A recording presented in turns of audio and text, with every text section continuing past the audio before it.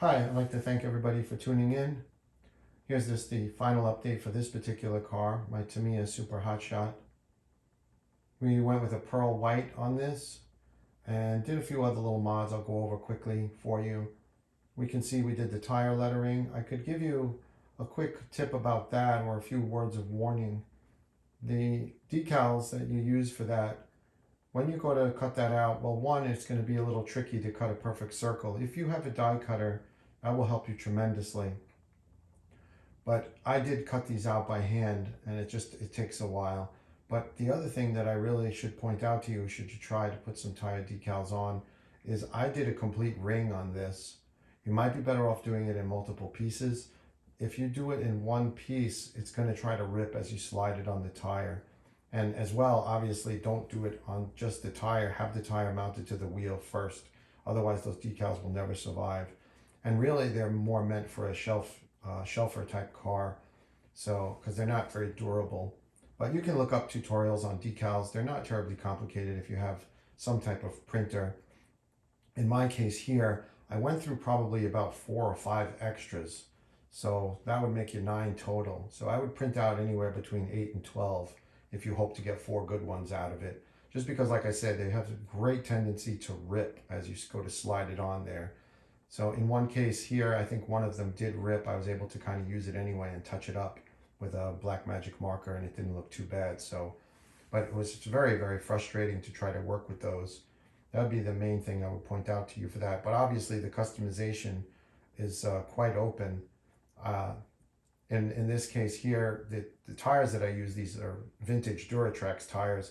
But part of the reason I do like to have some variation rather than have all the Super Hotshots be only off-road buggies. Try to make this one maybe a little bit more street-oriented by having these slick or semi-slick tires.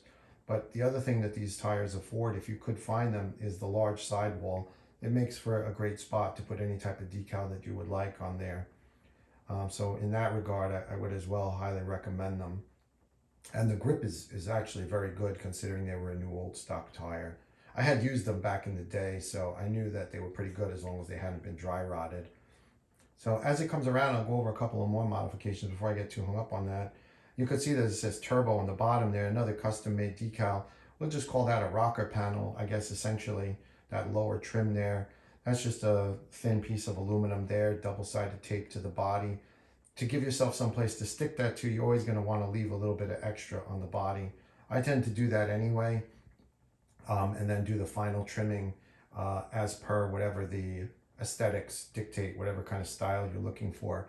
It's always good to cut a little bit less and then try to maneuver around something that you wish you hadn't cut. So, and then as we come around here, you'll see those panels on the rear wing.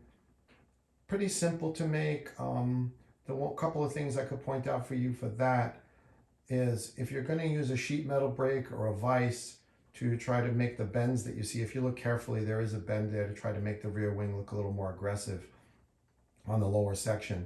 You can use a desktop sheet metal brake, but you want to be very aware of the amount of pressure that you use when you're clamping some aluminum. Whether it's thin or thick, it doesn't matter so much. If you're pressing it and clamping it with steel, you're going to be embossing it essentially if there's any irregularities in that surface that's pressing up against the aluminum.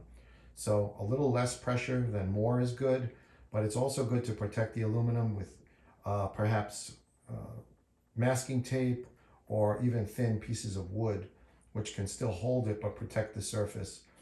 So that would be the main thing that I would recommend with that. And also make yourself some templates first. That way you don't kind of experiment in the medium per se. So in other words, use some cardstock, make those up, make sure you like them, and transfer that to your aluminum. That way you can not go through so much material.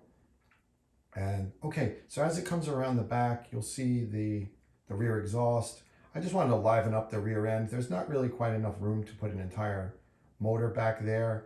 And still, as of yet, I don't have a 3D printer, so there wouldn't be any easy way to do that anyway for me. But what I figured was it should look a little bit aggressive out of the back, and I figured maybe this is some kind of true high performance hybrid, and that was kind of the reason why I have those heat sinks that you see behind the driver's area. And I also kind of wanted to make it a throwback or a nod to some of the old, larger speed controls that had these very large heatsink areas, especially thinking about the Tekin Rebel, which was an old speed control that I had. And sometimes we did mount the speed controls up there in the back. You'll see some older cars maybe even had them back there, or you may remember doing that. It's not terribly difficult to do. These aluminum ones that I have there were just sourced from a old amplifier. So anytime I come across some junk electronics, or if I have something that fails and it's just not practical to repair it, I will take all the parts from the inside that I think could be of use, including screws and bolts and heat sinks, things like that, where I can use for an additional project in the future. So I guess they call that upcycling. But anyway, the only other thing that you can really see here that I think is a major mod is the side view mirrors. I'll mention that I did try to source the mirrors from, say, the drift scene of RC, which has a lot of interesting parts. And I do like to mix and match from all the different genre of RC and incorporate them into the different vehicles.